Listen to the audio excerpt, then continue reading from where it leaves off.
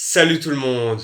En 2016, Leicester remportait contre toute attente la Premier League avec 10 points d'avance sur Arsenal.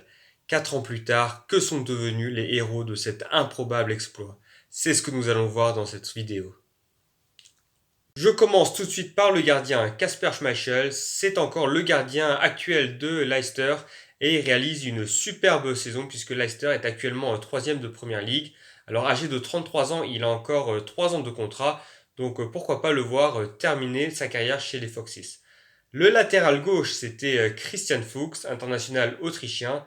Alors il est toujours au club, même s'il ne joue quasiment plus depuis 2 saisons. Alors en défense centrale, on avait tout d'abord Wes Morgan. Le Jamaïcain est toujours à Leicester, même s'il doit se contenter de bout de match. Âgé de 36 ans, il devrait prendre sa retraite prochainement. Son compère en défense centrale, Robert Wood, international allemand, a pris sa retraite il y a 2 ans, à l'âge de 33 ans, à la suite de blessures à répétition. Et enfin, comme arrière droit, on avait Danny Simpson.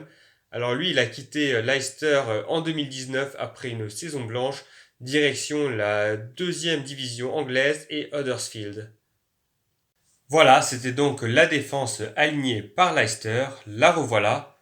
Je vais maintenant passer au milieu de terrain et tout d'abord N'Golo Kanté, le français. Alors lui a quitté Leicester pour 35 millions à la suite du titre, direction Chelsea, où il a été champion dès sa première saison, champion du monde en 2018 avec les Bleus. Il est actuellement considéré comme l'un des meilleurs milieux au monde.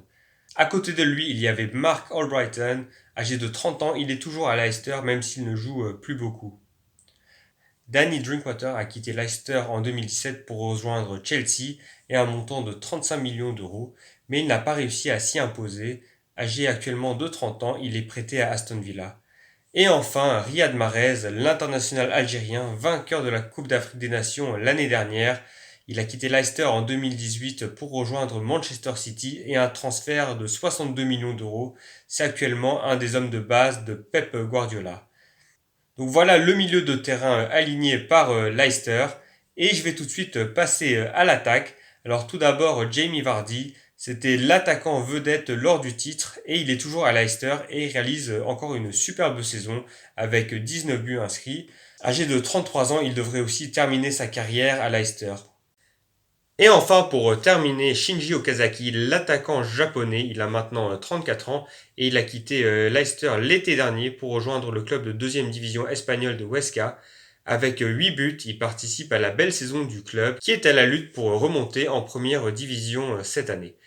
Donc voilà, ça c'était le 11 de Leicester. Je vous le remets encore une fois. Et on pourrait classer finalement ces joueurs en 4 catégories. Alors tout d'abord, les joueurs qui ont explosé au plus haut niveau, c'est-à-dire N'Golo Kanté et Riyad Mahrez. Ensuite, les joueurs qui sont restés à Leicester et qui ont continué à être performants au club, c'est-à-dire Kasper Schmeichel et Jamie Vardy.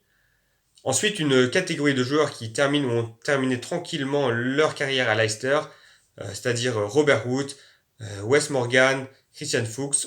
On peut y ajouter aussi Shinji Okazaki et Danny Simpson qui sont encore restés longtemps à Leicester avant de terminer leur carrière dans des divisions inférieures. Et ensuite les joueurs pour qui la suite de la carrière a moins bien marché, Mark Albrighton et Danny Drinkwater, tous deux âgés de 30 ans et qui sont actuellement un peu dans une impasse. Voilà, c'est ce qu'on pouvait dire sur le 11 de Leicester. Vraiment, en revoyant cette équipe, j'ai de nouveau réalisé à quel point c'était un exploit d'être champion en 2016. C'est tout ce que j'avais à dire pour aujourd'hui. J'espère que ça vous a intéressé. Et je vous dis à bientôt pour parler de plus de foot. Ciao ciao!